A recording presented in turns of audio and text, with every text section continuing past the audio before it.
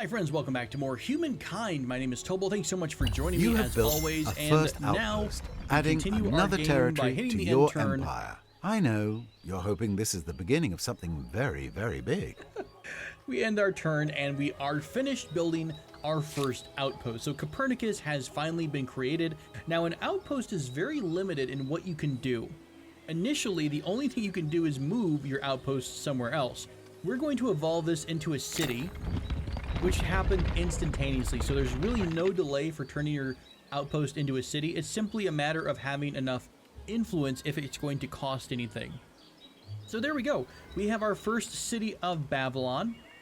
Babylon, not Babylon. And as you can see, we have not a whole lot going for us. We only have 11 food and 5 industry. So let's look at the city screen.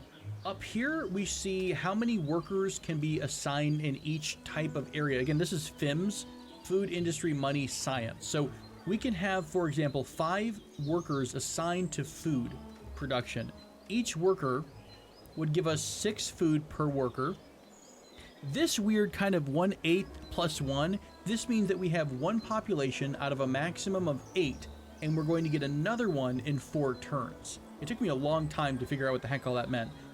The production down here, this is actually unrelated, but stability is something we'll talk about. The more things you build, like buildings, the less stable your city will become. I think also the population growth causes some instability as well. You can counteract that by building stability increasing types of buildings. So like a bathhouse, for example, or something like that. Not really going to be a problem in our capital because we get a bonus of 50 from just being the capital overall. Money, we don't have a lot of money coming in at all right now. We're also generating a base of 4 influence every turn. So we're getting 4 influence from our district. And influence is actually kind of really, really important because say, for example, we wanted to drop down our next outpost, which I kind of do. We can't build an outpost here until we have 10 influence. Now, the cost of putting your outpost down depends on a few things. Number 1, the distance to your main city. Number 2, if anyone else has any influence in that territory. Right now, it seems like we could put an an outpost anywhere, except for here. 60 influence up here, 60 influence over here, because they're quite far away, removed from our main territory. So we'll come back to these settlers or this hunting party here in just a bit. Now, these are the districts we can possibly build. And everything, by the way, does have a buyout option. We just, of course, don't quite have that much money just yet. So we can build our unique building, the astronomy house. Again, we lose stability, but it gives us 3 science per adjacent farmer's quarter. So here's the farmer's quarter. We also would get 1 food, 1 science per researcher, and it gives us an increase in researcher slots. I think these are researcher slots up here. So I think we would have a total of 7. Sorry, math is hard. 6 researchers if we put this down. Now, I know that our production is kind of poop. So what I want to do first is put down a maker's quarter. And if we do this, you'll see that the little symbols here are telling me that I would get plus 6 production by putting this maker's quarter here. It would then give me access to all of these different areas. Did I put this in the wrong spot? Did I mean to put my city 1 farther down? Oh my gosh, I think I did the entire time because we have mountains down here. The nice thing though, once we build a district, we can continue to build a district farther out. So I can build a district here. That would then let me build another district adjacent to it here. So I can actually build 2 industrial zones, if you will. And that would then give me a nice bonus and access to these 2 mountain tiles. And you only exploit a tile if it is adjacent to some kind of a district, whether it's your capital city or one of these districts here. Even if it's this astronomy house, if we built the astronomy house, I think it still gives us access to it. I thought it did, but maybe yeah, I think it does. Look at the little 0 to plus 2. I believe that's telling us that we would be getting a little bit of availability there. I'm not 100% sure. Oh, we're already using these 2. That makes sense. We're using these 2 tiles. These 3 tiles are outside of our border. So really, yeah, it only makes sense to put it next to something that's inside of your territory. Okay. I just had a full conversation with myself. Now, the infrastructure think of that as like the city buildings. These are things that apply an upgrade to your city as a whole. So if we got Pottery Workshop, for example, that would give us +4 influence per turn. I do want this, but before I do anything else, I really want to up our production. So I'm going to go ahead and put this down. It even shows you recommended places, which is kind of cool. So we're going to start building this production maker's quarter. By the way, this is really awful. I think I might have made a really bad mistake by moving this so far away from production, because in some games, I've had this be as fast as 5 turns. So here's to hoping that we've placed a city with good future proofing, and I'm not going to get stuck too far behind. But I have had games where my production was way too low. So we'll see how important it is to settle somewhere directly next to or very close to the production types of tiles. All right, that is that. We are making, where's my science? We're getting 3 science per turn currently because of our main plaza. And in 11 turns, we're going to unlock domestication. It's a little bit cheaper, I think, because we do have... Do we not get a domestication story event? Maybe we've already put 1 turn into this. It's going to take a little bit of time. By the way, I think every aspect or affinity gives you some kind of a unique ability. So collective minds, if you select a city, we can activate collective minds, and it turns all of the industry and money into science units, and it lasts for 5 turns. Very similar to how in Civ 5 or 6 you could have your cities complete a project, which would just give you a resource instead of completing a building or something like that. All right, we are going to start moving these settlers towards this middle territory in the hopes of putting down a new outpost. So I'm going to go ahead and just give them a pretty long run order. Since we're so far behind on both, like on population and kind of on food and production, I am going to go ahead and move both of these units back home, and I'm going to sacrifice them to the great city gods and make them part of the city population. Now, in order to do this, I just have to be on one of my tiles to home. Right. I just have to be here, and I can basically click on this button to disband them, and they return to that territory's major city. That would then give us more people. Oh, by the way, I could probably... Oh, that makes life a lot easier. For each person working in the industry or in food, they will give me +6. So if I move up my citizen, my 1 citizen that we have so far, into industry, we get an additional 6 production. So this actually will help speed things up dramatically. Very, very important. Cool. Glad we thought of that together, my friends. For these guys over here, this hunting party, I'm going to have them go down to this lair and see what's going on. We can't really do anything until next turn because that did blow all of our resource points, or movement points, I should say. By the way, I've been playing this like all day. This is probably the first game I'm going to wind up playing where I go for like a full all-nighter again. It's been so long since I pulled an all-nighter for a game, but I am very, very, very excited about this. But if I start slurring my words, that's probably the reason. Society. We haven't talked about society much. Now, society is an interesting mechanic. I don't quite know a lot about the territory dominance part here, but I do know that we have these 8 different ideologies, and each of them are a different aspect of each other. So, for example, individualism versus collectivism. As you do certain accomplishments or do certain things and get certain mission pop-ups and get certain kind of decisions that you have to make and unlock different civics, you start to push your society towards these different ideologies. And the farther you go into that ideology, the more of a certain type of bonus you get. So if we happen to be in this level of collectivism, we get a 10% industry boost on a city or an outpost. We've got homeland versus the world, so basically a 10 food production or a +2 combat strength. Liberty versus authority. Progress versus tradition. So for us, progress is going to be the most important thing because we are a science-focused type of game. So I'm going to be going towards this +10% science, so we are going to be pushing as much as we can towards the progress ideology. The sphere of influence, I think I'm going to talk about that more soon, but it's based on how much influence you're pumping out of your city, and that starts to affect the different territories adjacent to you once they start having outposts. Enactable civics, we'll talk about. Those tend to be unlocked, I believe, at just random points in the game when you start to hit different technology levels. We're going to let our people do automated stuff. I think you guys still have a movement left, so I will select you and return you to Babylon. So I'm going to disband the unit, And boom, you notice that Babylon now has 2 people in it. So we have an extra bit of food and an extra bit of production as soon as these guys get in here as well. Fantastic. 1 idle army. We're going to set them to ransacking this tile. And we're going to earn 10 gold in 1 turn. So by ransacking this layer, I don't think it's dangerous per se. I believe it acts as a spawn point for random animals on the map. So by removing this, we're kind of, it's like clearing a bandit camp, but there's nothing defending that bandit camp, I think. Another nomadic tribe has chosen the Mycenaean culture. Mycenaean? I think so. Taking a look at the fame tree, we are 2nd place. So there's 1 more tribe ahead of us that already has a bit more fame. We have successfully plundered and pillaged our way across the land. Lovely. We'll continue to scout this area. Ooh, another type of silk.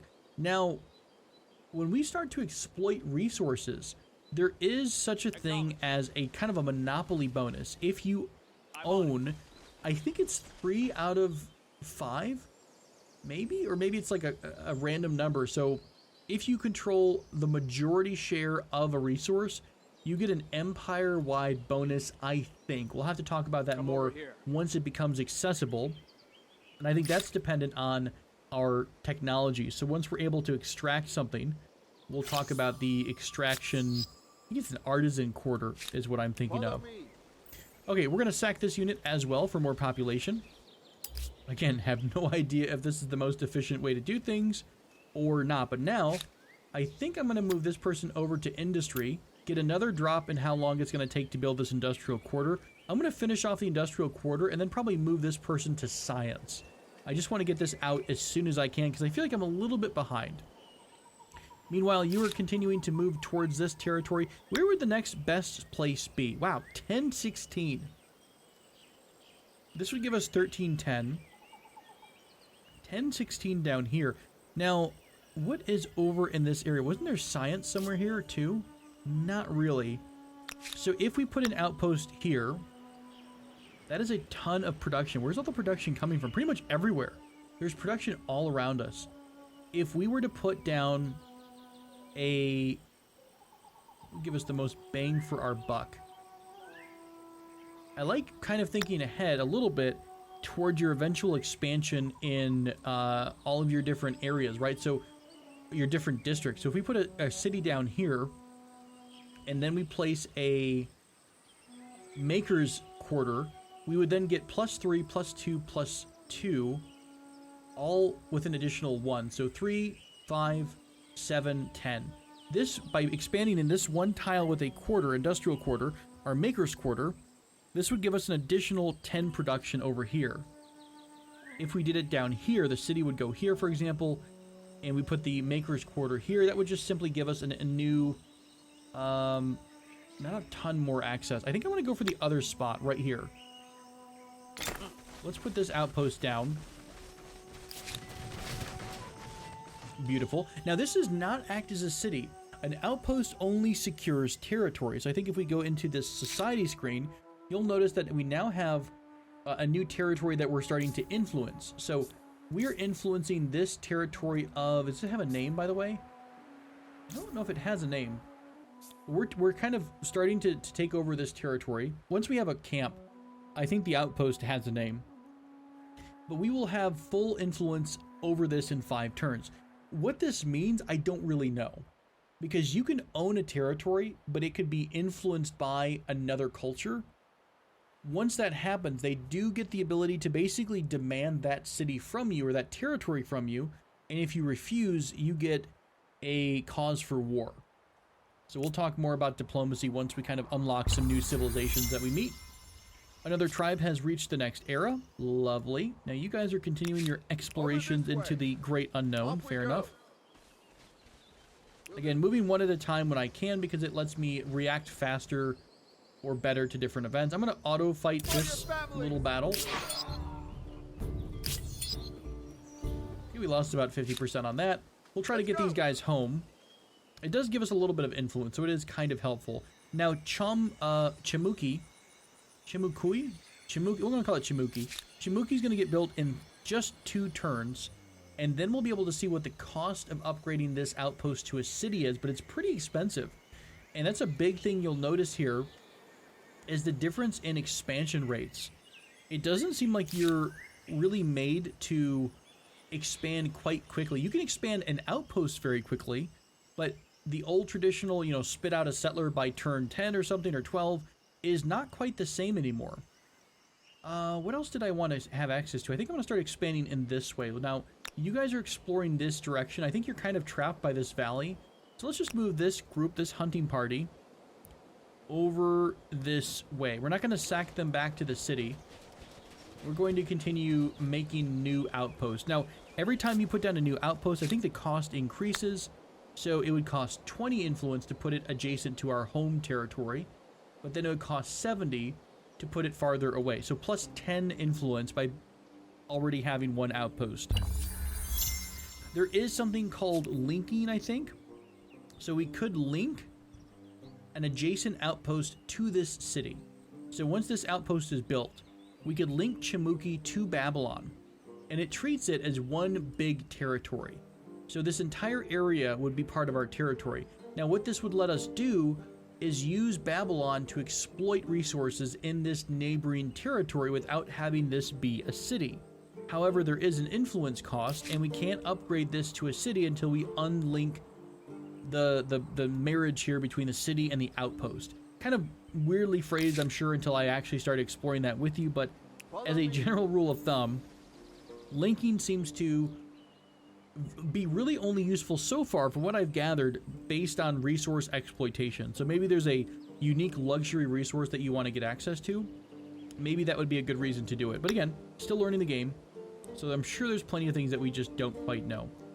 We need 20 influence before we can even get a preview of what this would look like. So let's just move you guys farther in. What can I visually see? There's a lot of food right in the center. This is kind of at the border. I don't think I want that. Probably somewhere like right here, because we have 3 production from these mountain tiles, which are pretty solid. An industrial quarter here would give us access to a +1, +1, +1, and this tile. And then farmer's quarter, yeah, right here is where I'm going. Right there. I bet that might even be the suggested tile on the next turn. We'll see. Alright, the rest of you guys I think are continuing to automatically explore, except for you guys, who I am manually moving. We're going to have them ransack the sanctuary. This is where peaceful animals spawn. So it's sanctuary or lair, I believe, are where animals spawn from. A city means shelter for those who need it, a place to store food, pens for the pigs. It may not be glorious, but it beats sleeping under trees. Okay, so there we go. We've ransacked this area down to the south. We got probably 10 gold from that. Lovely.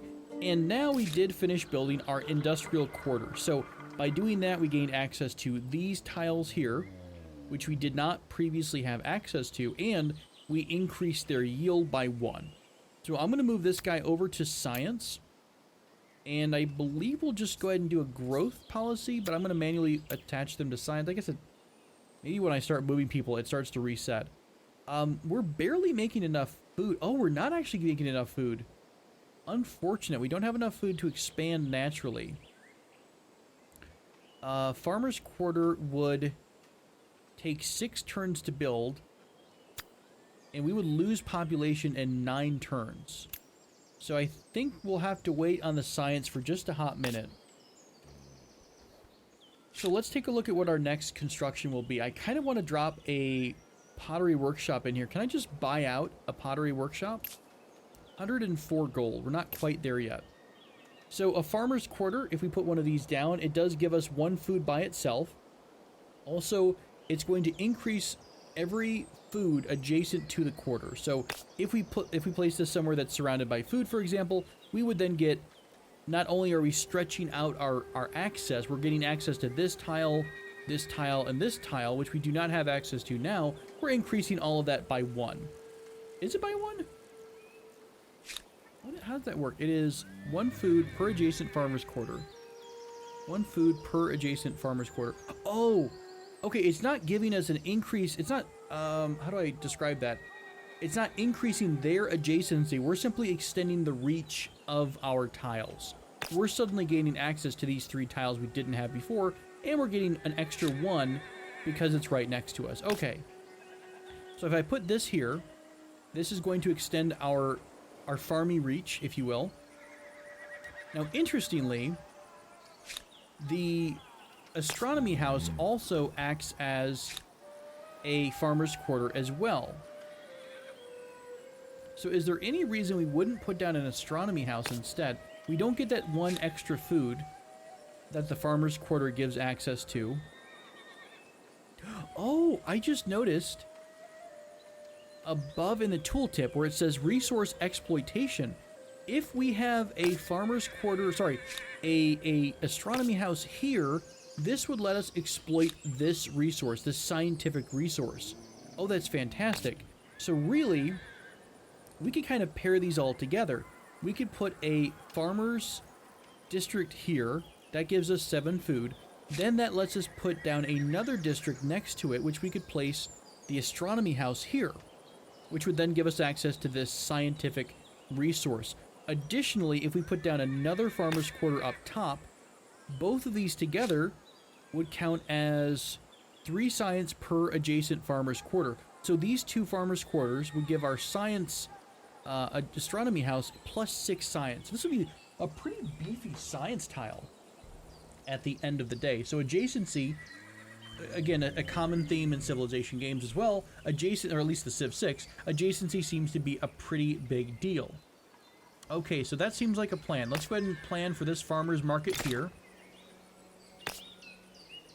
And we can't see the new stuff until we're all done with it.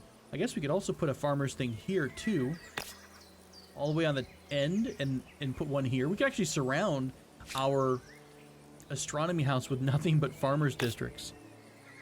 That would give +3. This would give +3. I don't know how crazy we can go with that. Every time we do this, though, we do lose. I mean, I guess it would be better on this tile and this tile, right? We're only getting +1 food from here. So why not replace these with a district that extends your reach and still gives you +1? This might kill... Yes, this would kill the +1 production, but it would extend our reach a bit. Now, by putting down a science astronomy house here, we are going to lose... I think we would lose the 3 food. Maybe not. Do you retain the food you place on? I can't tell. We'll have to double check that. Sorry for the theory crafting, by the way. That is a big part of what this new game is going to be about. Learning the game, understanding all of the different sneaky fun mechanics. God, it's been 20 minutes talking about Babylon. You know what? It's 20 minutes not wasted. Talking about Babylon is always a fun adventure. Okay, so here is where we were talking about placing this new outpost. It's only 8 out of 9, or sorry, 8 and 9, which isn't fantastic, but it's not awful at the same time. So I accidentally moved my guy out of the way, but I believe we are going to put this outpost down with the goal of eventually turning it into a city. Now, Chimuki has been finally created. It's going to cost us 160 influence points in order to upgrade this from a outpost to a city. We're also capped, by the way, at 2 cities at the start of the game. So very, very different from what you're used to. We did ransack and get a little bit of money. Let's go to our territory and just... Oh, crap. Our territory is like 1 million miles away. Are we in our territory? Hold up. Where does this... Does this not act as territory because it's a dashed blue line instead? Oh, this is still a sheer cliff. Look at all the defensive areas. No one can enter this entire area. You have to enter here, which is very restricted. Actually, this is a fantastic defensive plateau. I did not even think about that. The only access to Babylon is from here and here. And this would be defended basically because we have another city here as well. Oh, that's crazy good. Not that I expect us to get invaded in our home city, but just as a general, you know, military strategy thing, it seems pretty nifty. All right, you guys are going to go head home to get healed up. You guys are going to build this outpost. What are our explorers doing over here? Oh, we don't have any more explorers. I ate them all. We sacrificed them all to the Babylon god. All right, you guys are going to go ahead and make this camp soon. You guys are continuing to move, so we'll let the auto moves happen. You also are able to turn on information tooltips about which tiles are districts here too. So this changes the color to show you what their primary district is. I actually don't mind that. don't mind having that there. Holkaj is going to be built in 4 turns. Fair enough. Where are we at in terms of science? I still feel like we're so far behind in science. We are up to... Nope, we're still at 3 citizens. In 26 turns, we're going to have another person. That seems so far away. 9 turns, we would lose someone. This would bring down our production to 3 turns from 4, so not really all that worth it. You know what? I think I'm just going to eat the loss of food and just get this science going. As soon as we have the farmer's quarter, that gives us another 7 food, which would be more than what we currently are consuming.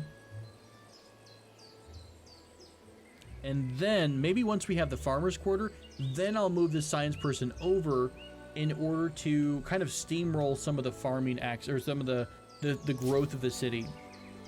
Or I could always sacrifice one of our scouts. I don't know how many scouts we really need. I would like to reveal more of this map, though.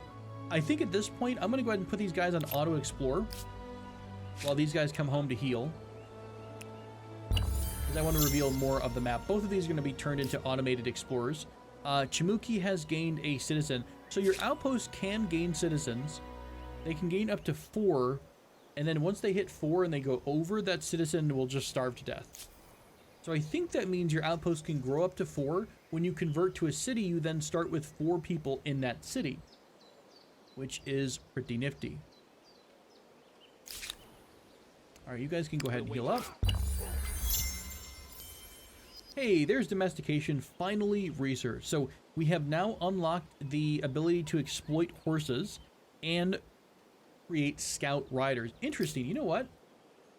Before you guys get terribly far away, I kind of want to convert you to some scout riders. Let's have you come home. Let's actually do that. Let's go ahead and eat this group. We are going to eat these settlers, or these tribesmen, which gives us yet another population point. I'm going to put you into the food now, because now we're actually starting to lose a lot of food because we have yet another population. Maybe that's a little bit early. How bad would it be here? They would actually lose them in 3 turns, so we'll offset that loss of food just a bit. Man, balancing this early game food is very, very important. I really underestimated how important the initial settlement position was to give you a nice solid boost that you can continue to steamroll.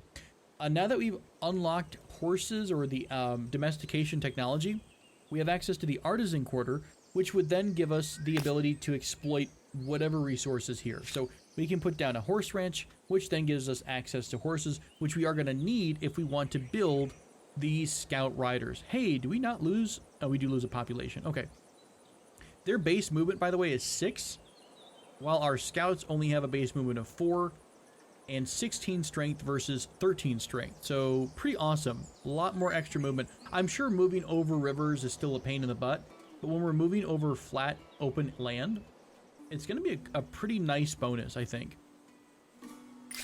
Next science, I'm going to go ahead and just go down the first couple of initial things. I'm not going to spike or make a dive to any particular scientific discovery just yet. Man, I'm so far behind compared to my first time I played. First time I played, I think I did really good, because I probably chose all of the suggested starting locations. I wonder if there's any bonuses for settling on or next to a river. Obviously, if you're a fan of Civ, you would have remember settling next to a city, sorry, next to a river, gives you pretty big adjacency bonuses for housing.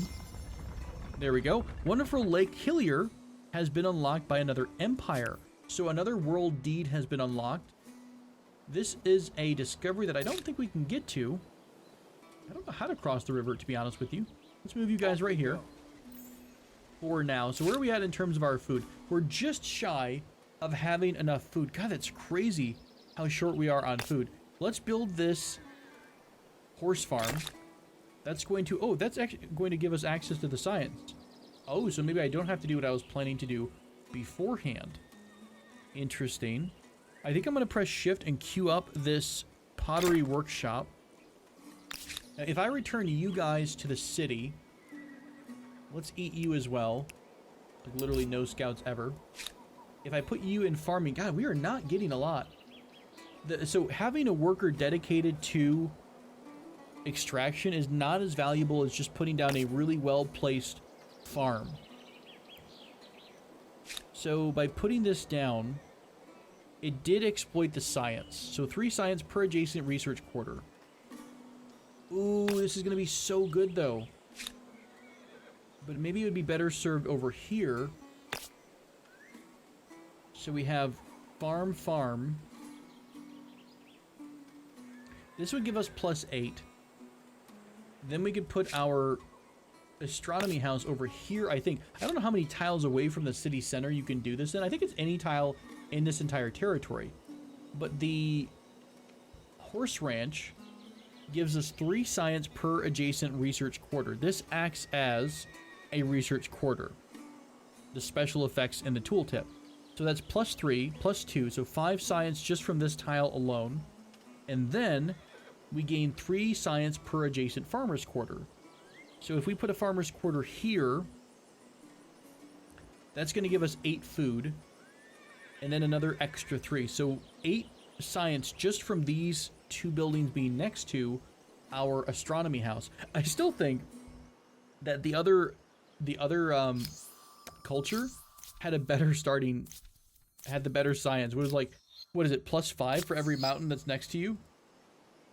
No big deal. We are trying to steamroll. Remember, we get +2 science for every technology we unlock. So if we go to our home city and we take a look at our science, we're getting 3 from the main plaza and 2 from brilliant philosophers, because we barely scratched the surface of unlocking technologies. By the way, our new cultures are unlocked. So the classical era has different cultures. The Romans, the Babylonians, that's actually what we already are. There is some kind of a transcendence here, where I think you save some of your fame because you're keeping with your standard culture, your first culture. The Greeks are in here, Carthaginians, the Celts, the Goths, the Huns, Murians, Mayans, and Achaemenid Persians. The Persians in general, cool beans. Lots of options for us. We'll take a look at that closer once we get closer to expanding in that way. Right, so horse exploitation is about to be done. How do we deal with our dead? Do we cremate them or bury them? I think I'm going to go with cremate, because this would push us towards the influence for progress, which is what we wanted. Progress gives us a bonus to science. We also get quartermastered, which is +10 food for 10 turns. Oh, that's fantastic. I am all about that. This is going to give us a bit of a food bonus, which is desperately kind of needed in Babylon right now. So we have more food than we are taking in and consuming. Fantastic. Excellent stuff. Let's go ahead and end the turn. Now that we built our horse quarter, we are going to throw down a pottery workshop. I'm going to queue up another farmer's quarter because we have such a big food problem right now. I want to make sure we nip that in the bud. So we're going to put down a food quarter here. We do gain whatever the tile is under us. So we're getting 3 from the base tile. We get 1 from being a synergy on the district, 1 from the synergy on the adjacent exploitation. Okay, so we get 3 from here, 1 from here, 1 from being next to another farm, and then I guess 2 more almost from being right on top. So it goes from 3 to 5. That's what the little symbols are telling us. It goes from currently we're not getting anything from this tile to 1. Or we're only getting 3 from this tile, it goes to 5. Oops. Yeah, that is queued up. Fantastic. All right. You are queued up. I will keep this. What if I take them away? We get really slow growth. We have a lot of people, though. I think I'm okay with not growing super quick, and I'm getting more people towards science. How bad would this hurt us? We would lose a population in 6 turns. Yeah, we definitely don't want to do that. Here's the maximum number of people we can assign is only 2 so far out of 5. So by putting this down, we probably unlock 1 more researcher slot. So 3 possible out of 5 instead of 2. Look at that. We're learning so much. There's also a neat little tagging system to tell you what bonuses are applied to your city. So this is that quarter-mastered bonus here.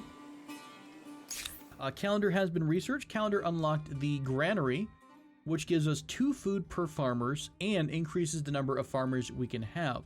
It also seems to add the grain stockage level 1 to the family. I think it's like a family of buildings.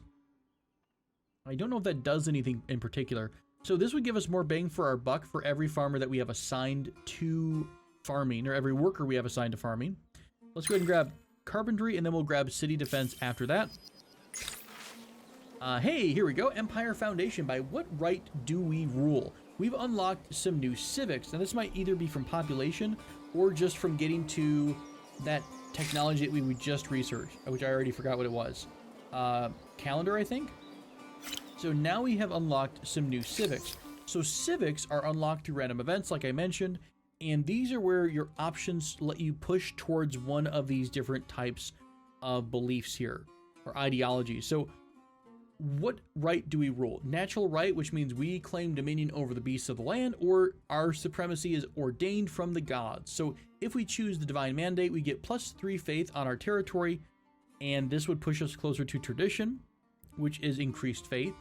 If we go natural right, we're going to be pushed towards the progress ideology. We also get +5 influence, which is fantastic. It does cost influence for us to enact this, but we have a nice stockpile already. Why was this even a question? Let's keep it simple. We've been here. It's our place. Epic. Not a ton of civics here, and I think they just kind of come up over time, unless there's like another wheel as you unlock different eras. Natural right, by what... Oh, sorry, was this the one we just chose? Yes, my bad. Legitimacy. What style of laws does our empire use? Customary versus codified or codified. Now, being Babylon, I feel like we're almost, RP-wise forced into doing codified laws, but this would push us, again, closer to progress. We would be in this final, I guess, section of the progress ideology, which means we will get a bonus of 10% science to our city. So by doing this, we would have a negative 20% on attach outpost cost and 20% on the absorbed city cost. The attach outpost is what I talked about earlier, where you attach an outpost to a city. This would let us actually expand a little bit faster, 50% reduction in the cost of creating outposts in general. But we are going to choose codified laws. Once you discover writing, you can literally throw the book at them. There we go. This is the cost, by the way. This is what it's talking about. So link this with this would have a certain cost to it. Did I just do it? No, by clicking this, it would cost 24 influence, and then we would basically eat this territory. I don't think we really want to do this yet. I don't know when and why you do that, so I'm not sure. How much population per population do we lose? We have 5 people. We're losing 43 food per turn from our population consumption.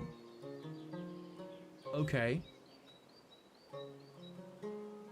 Math is hard, guys. 6 or 7 per. Is that right? I think it's closer to 7. So we're almost losing 7 food per person in our city.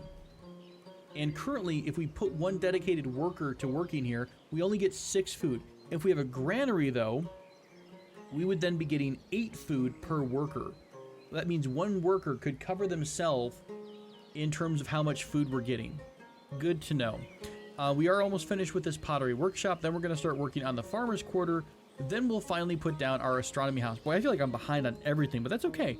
That is part of learning the game. We are a little early on, and of course I am on easy mode basically, so I think it's going to have a lot of forgiveness built into things. There was the upgrade to our... What did I just put down again? The pottery? So we are now pumping out 22 influence per turn, which means we're going to be able to have this outpost become a city very, very quickly. I guess the question is, do we turn Chimuki or Holkaj into a city first? This is going to give us quite a nice bonus to industry. We're already getting a pretty nice bonus, to be honest with you. Yeah, I think I thought this increases it by 1. And what I mean by that is the maker's quarter. +1 industry per adjacent maker's quarter. Yeah, it just extends your reach. That's the better way to think of this. It's not so much that we are increasing adjacency just from existing. It's extending our fingers. So my next big move would be to put another maker here, because then that would give me access to this tile, and this tile. So that is 8 total, plus probably 1 on top of this tile. So 9 total production. I bet if I confirm that, 11 actually, because it increases the tile that we came from, or I guess we're attached to or next to, and it gives us 2 on the tile we're on top of. That's a huge expansion in terms of production. Down the road, down the road. I think I was playing an earlier game in a live stream, and the opponent had something like, I swear they were at like 38 or 40 production in their city, and it was so much faster and better than I had it. So I'm definitely trying to be more cognizant of that level of production. We did finally unlock the carpentry, which gives us access to bowmen. Let's go ahead and queue up city defense. Hey, speaking of bowmen, doesn't really relate to that, but we now have access to scout riders. Can I just buy out a scout rider? Not yet. These are really, really expensive. Let's go ahead and just queue up a scout rider for production, because I did say I wanted to use them to explore the map.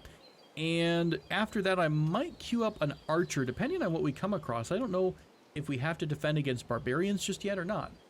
So something to keep in mind. A carcass of riches. Wild animals in the forest around Babylon have always been hunted for their meat, but now an inventor believes the carcasses can be put to other uses too. So we have to choose how we put these carcasses to use. And our option will give us a bonus and then also push us towards an ideology. So harvest will push us towards collectivism. Again, collectivism, if we're in that final segment, gives us a 10% bonus to our production in a city. Barter, I think that gives you money increase, and we don't have a lot of money generation. Maybe we should focus on something we don't have a lot of. Instead, barter would give us individualism. Prosperous on Babylon equals 5 money for 10 turns. Bountiful will give us more food.